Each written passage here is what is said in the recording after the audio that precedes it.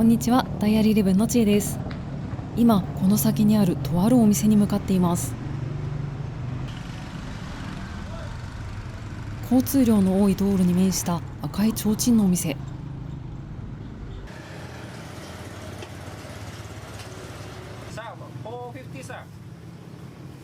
店長はこの人、ネグロス島でたった一人で養鶏事業を立ち上げた田尾慶太郎さんです。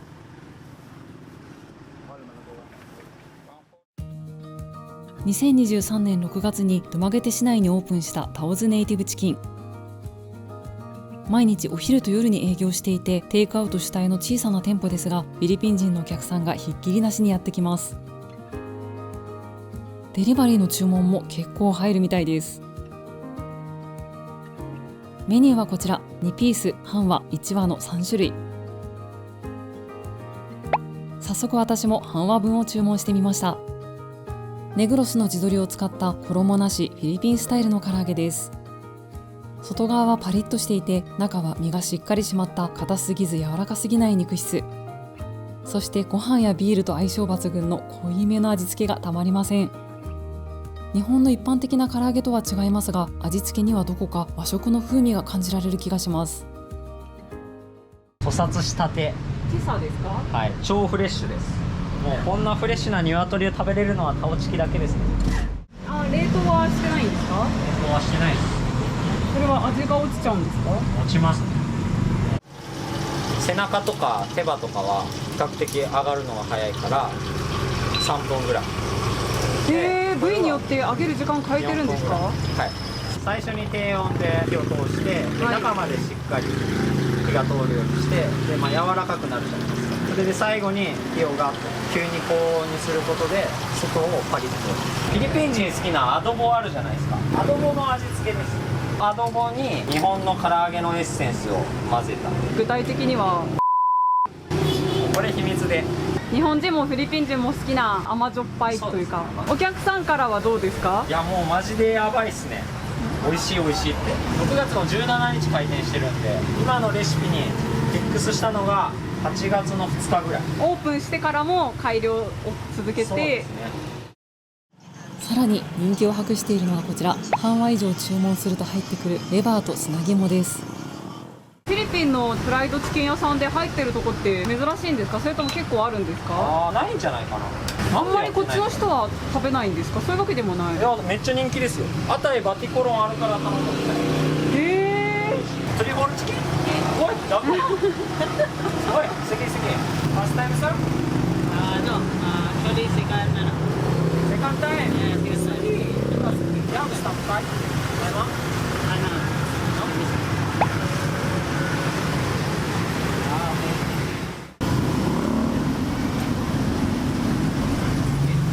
I think 5 times already. 5 times? Yes, the taste it's really good. The taste is very like natural. Filipino taste? Yes, Filipino taste. Native chicken is more healthier than the other chickens that is being sold in the market. It's very new here in Dumaguete. We buy like this.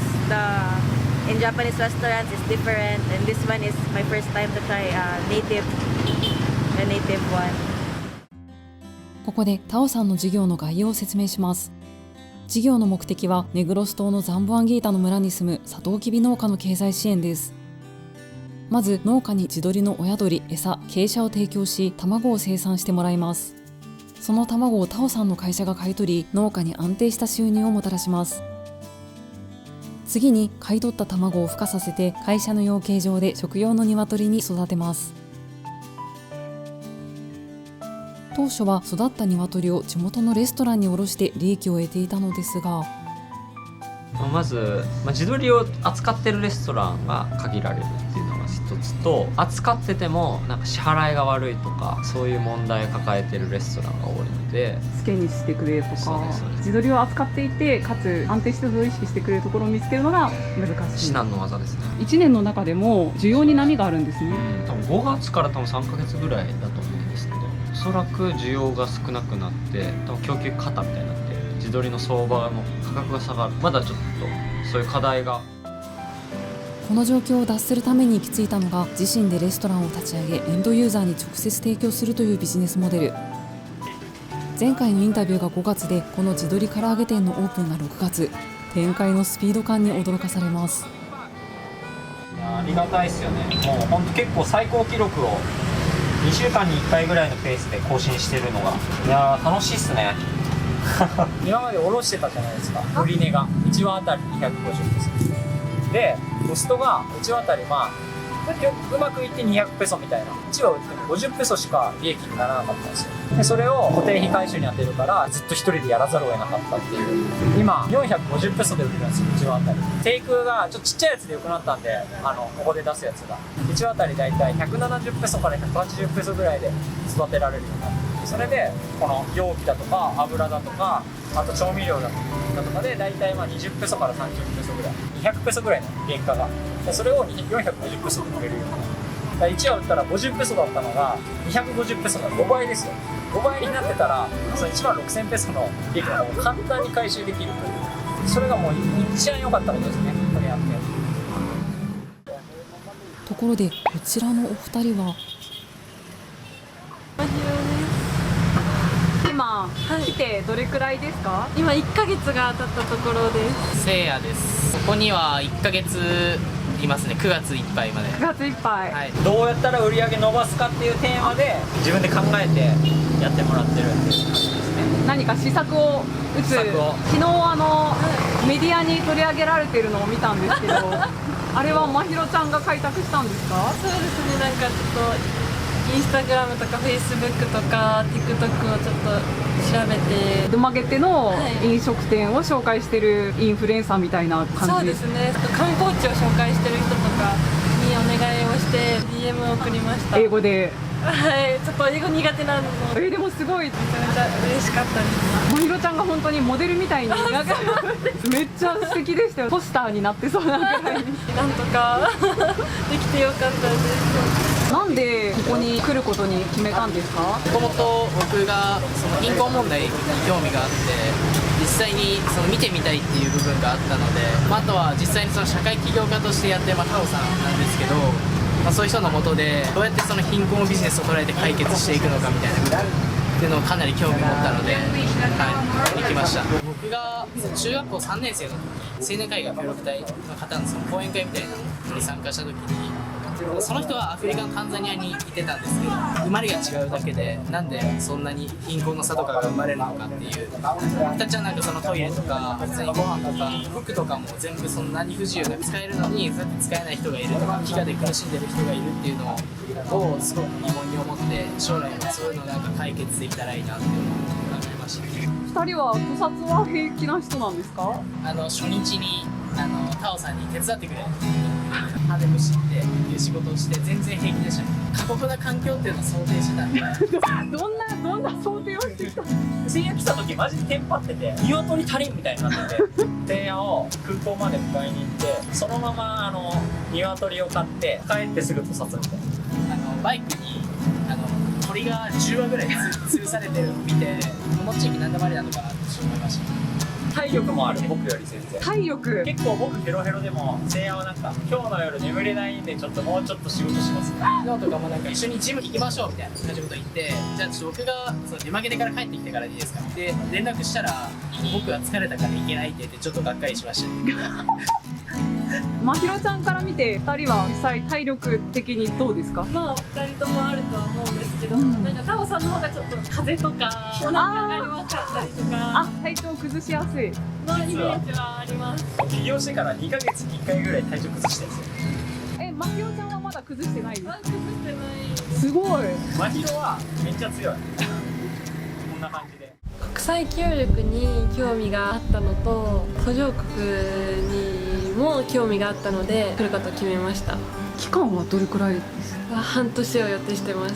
かなり長いですよね。不安とかはなかったですか？あんまなかったです。日本と違う生活環境とかはそんなに抵抗ない方ですか？あるにはあるんですけど、虫とかまあ、虫ももちろんそんな得意ではないんですけど、まあ、全然いたらピシッてやってシャワーもないですよね。ないですね。沖でもうバシャーって水浴びみたいな感温水も出ない？じ出ないですね、水で。それいうのは全然平気な。まあそれは温水の方がいいんですけど、別にまあ暑いんで気温がまあなんとかなってます。新たな仲間も迎えて店舗経営が良い兆しを見せている一方で、ある問題も発生していました。養鶏場を任せている現地スタッフから鶏が成長していないという連絡が入ってきたんです。もう忙しいのを言い訳に結構なんかおざなりにしてたら餌量ミスって、売りに出せる予定がまだ出せないってなったのか。はい、やってもうた。いやー、問題が風ですね。風。餌量の問題じゃなかったっぽい。ああ。風で全然育ってない問題です。収穫する鶏がいないという感じでちょっとしょげてます全部自分の責任。ひよこは問題なさそう。全然数いるし、死ななくなりましたね、ひよこは。何で今死亡率ひよこだと何パーぐらい？10%ぐらいかな。僕が見れてないから、まあ徹底できてない。お店の方に注力すると今度は養鶏場がちょっと。そうですね、そりゃそうなるだろう、見てないんだからそうなるだろうっていう感じなので落ち込んでる場合ではないんですけど、今めっちゃインターンに助けてもらってます。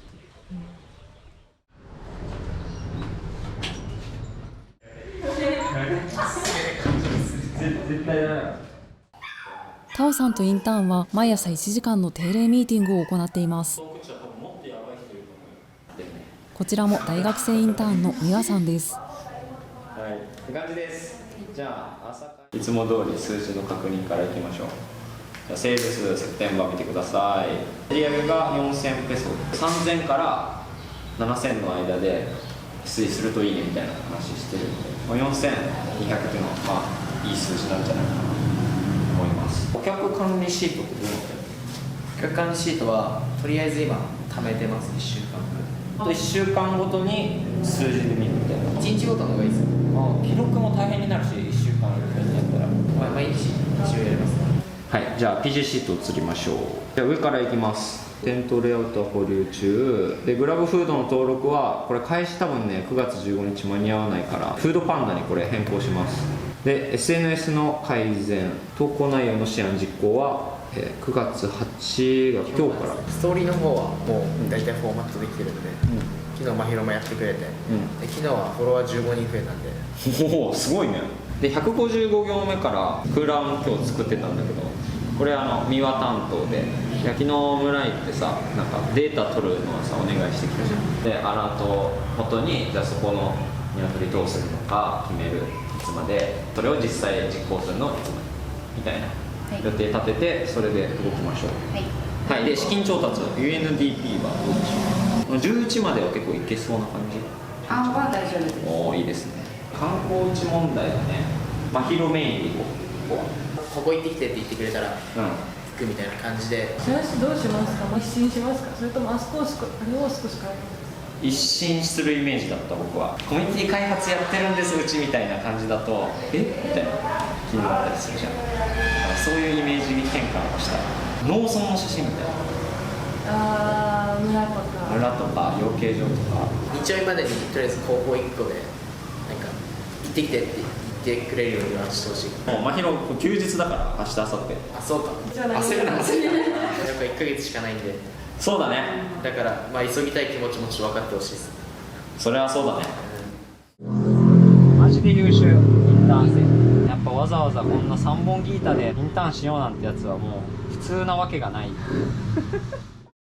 今村でなんか起こってる問題として、親鳥の産卵率がちょっとどんどん低下していってるっていうことが問題なので、それを解決するために親鳥の交換のオペレーション作りを今タオさんと一緒にしています。親鳥が年取りすぎちゃってるってことかな。そうですね、それがもう今原因としてはもう分かってるので、昨日村に行って村の人に記録の仕方を教えて、で1週間記録してもらって、来週またもう1回行って何%以下だったらもう交換しようっていうところまでをプランとしてやっています。大学3年生です。大学3年生はいで、夏休み期間にこっちに来てるって感じですか？はい、そうです。貧困問題解決とか開発途上国の成長に関わりたいと思ってしていたので、将来の夢が中学生の頃にフィリピンのゴミ山で働く子供たちが写ってるのを見て、スモーキーマウンテンかな。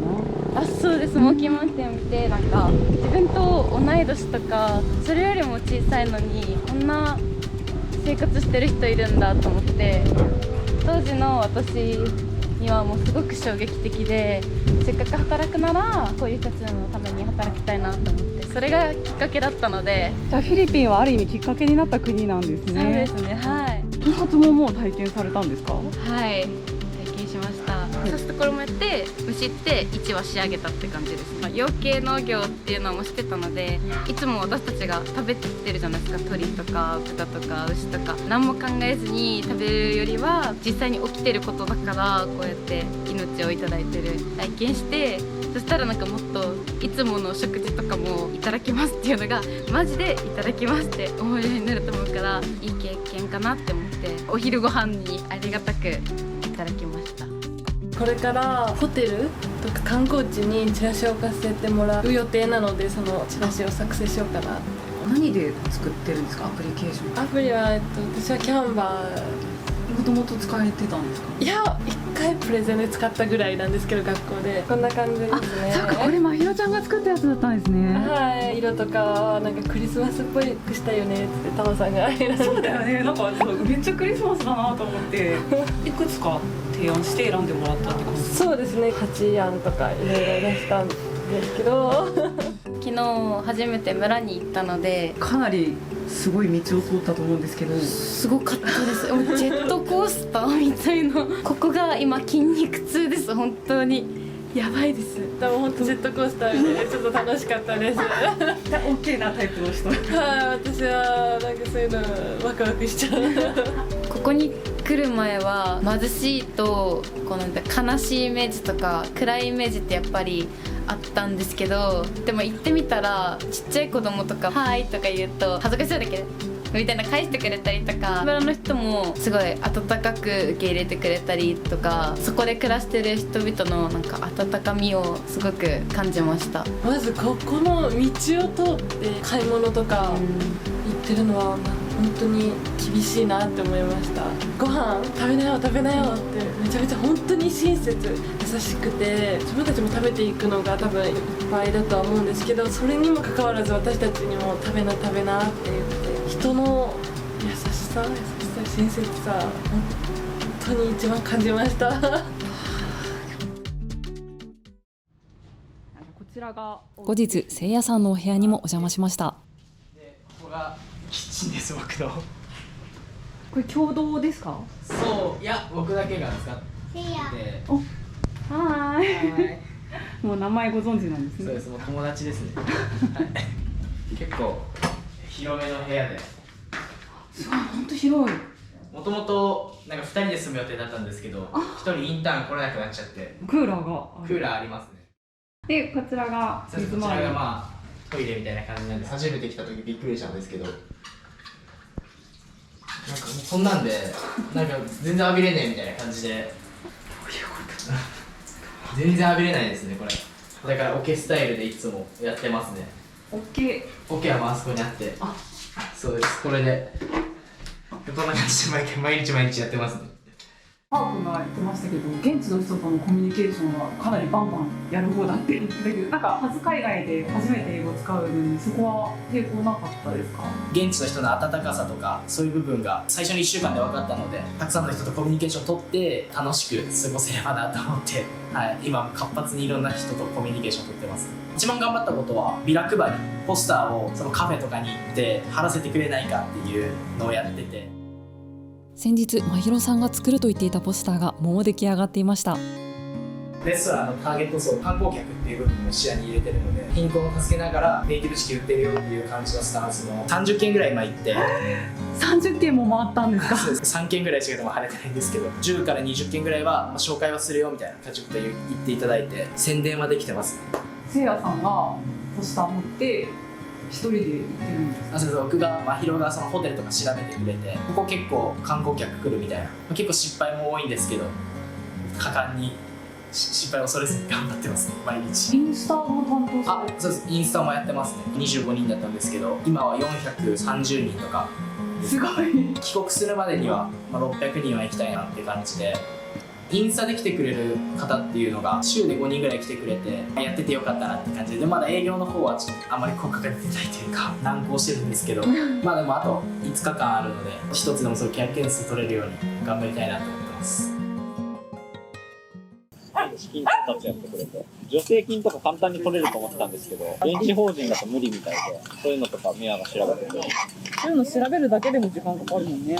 でビジコンも3つ提出予定です。日経と UNDP とあと三井に。もし仮に取れたら何に使いますか？農家の数を増やしますね。うち農家増やすのにどれくらい初期投資がいるの10万ペソぐらいです。仮に100万が40万ペソだとして4農家増やせるって感じですか？カバエブさんだけで10農家ぐらいまではいけるかなと思ってるんで、48世帯の中の10世帯の生活が変わるでかなりのインパクトですよね。まずちょっとお金調達しないといけない。お金借りるのはもう僕はもう覚悟つきました。ちょっと前まで怖かったんですけど、今の店舗プラスデリバリーで20万ペソまで持っていって、はい、別の方からも資金調達をして農家さんを足していきつつ、新しい店舗も。そうです。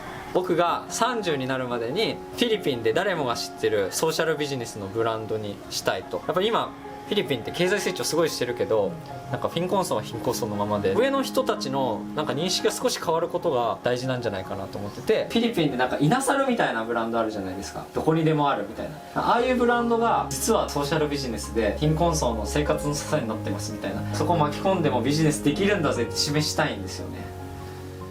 海外で、しかも日本人からしたら多分秘境の地だと思うんですけど、自分の人生尽くしてかなりその勇気がいることだし、忍耐力がいることだし、それを2年弱続けて、毎日本当にひたむきに朝早起きして夜までしっかりと働いてっていうのが本当になんか人間離れしてるなっていうのは思って。難しいと思うんですよ、そこでビジネスを起こしたりとか。もちろんタオさんも外国人なのにあんなビザヤ語をマスターしたりとか、本当にこの村に人生かけて取り組んでるんだな。助けたいというか力になりたいっていう思いがもう本当に熱いというか、だからこそスピード感とか休みなしに働けてるんだろうなって思います。本当に尊敬してます。本当に楽しい学びになる3週間を過ごさせていただきました。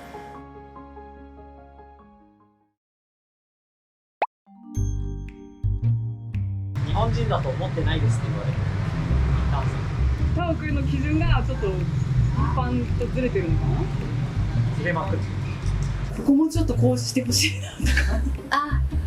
私は個人的に言ってることが毎日違うみたいな。村井くんのやっぱなしになったとか、いやでもやっぱありになった、どっちやねんみたいなめっちゃある。昨日の会議の内容を忘れてるわけではなくて、タオ君の中でプランがチェンジする。多分チェンジしてるとか、忘れてる時もあるけど朝礼母会っていう本があって、セブンイレブンの創業者の人が書いた本なんですけど、ビジネス書ですね。見た事実っていうのが昨日と今日と変わるから、ベストの選択毎日取らないといけないわけじゃないですか。でだったらもちろん言うこと変わって当然だろうっていう。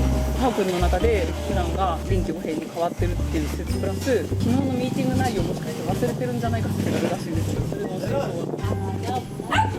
それもあるんじゃないですか。正直でいいですね。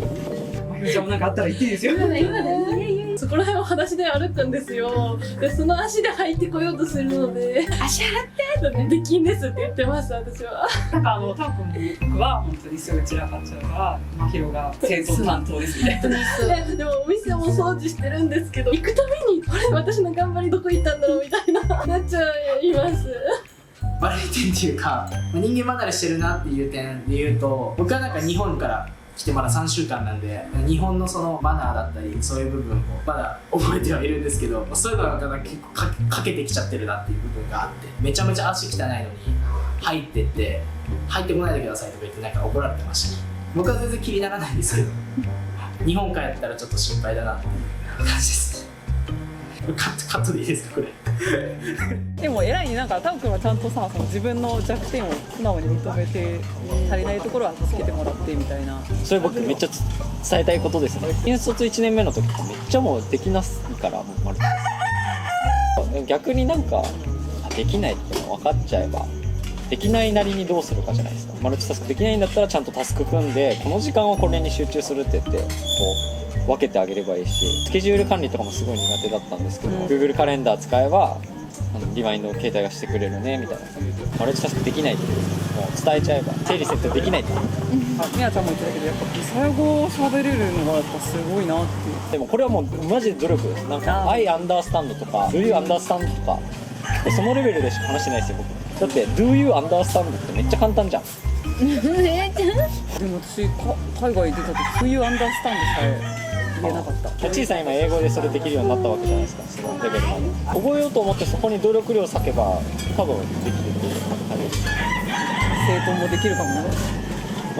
整理整頓もできるかも。あ、整頓はもうできないですなんでかって言ったら Do you understand できる人が微細語で Do you understand できるのはまあそうじゃん、僕日本でも整理整頓できないしフィリピンでもできないから。そこがやっぱ向き不向きなんで、もしかしたら言語もそのタオ君にとってはもう全然できるけど、人によっては整頓みたいな感じで、いや俺整頓はできるけど言語はマジ無理なんですし、人もあとコミュニケーションがやっぱすごい、なんか言語を超えたところっていうか、それはある。それはある。それは才能だと思うじゃあ言語は努力の範疇だけど、コミュニケーションはやっぱり個人によってくるところがあると思います。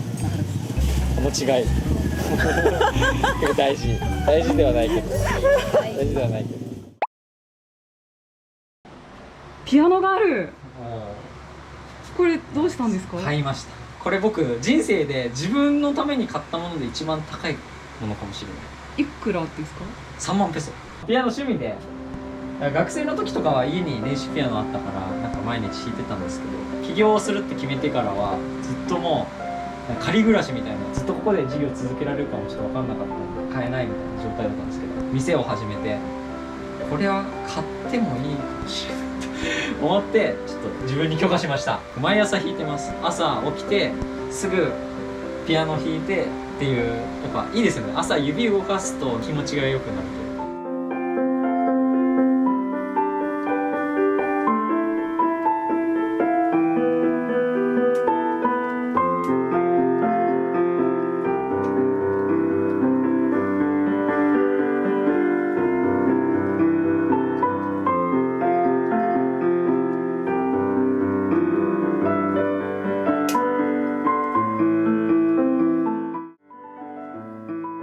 まだまだ意外な一面をたくさん持っていそうな起業家タオさん。